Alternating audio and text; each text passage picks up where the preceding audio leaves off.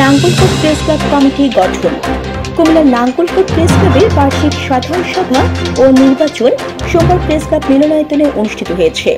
নির্বাচনে মুজিবুর রহমান মোল্লাকে পঞ্চমবারের মতো সভাপতি, সাইফুল ইসলামকে দ্বিতীয়বারের মতো সাধারণ সম্পাদক, বেলাল হোসেন রিয়াজকে যুগ্ম সাধারণ সম্পাদক এবং কামাল হোসেন জনিকে সাংগঠনিক সম্পাদক করে 24 সদস্য বিশিষ্ট কমিটি গঠন করা হয়েছে।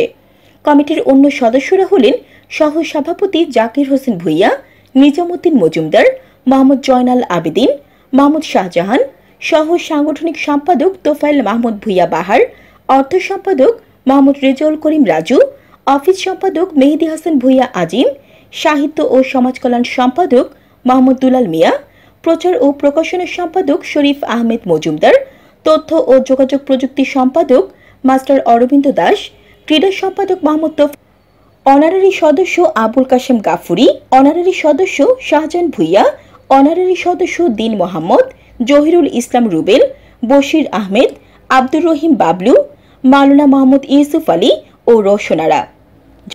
জান্নাতুল আফসানা, এন নিউজ 24 টিভি।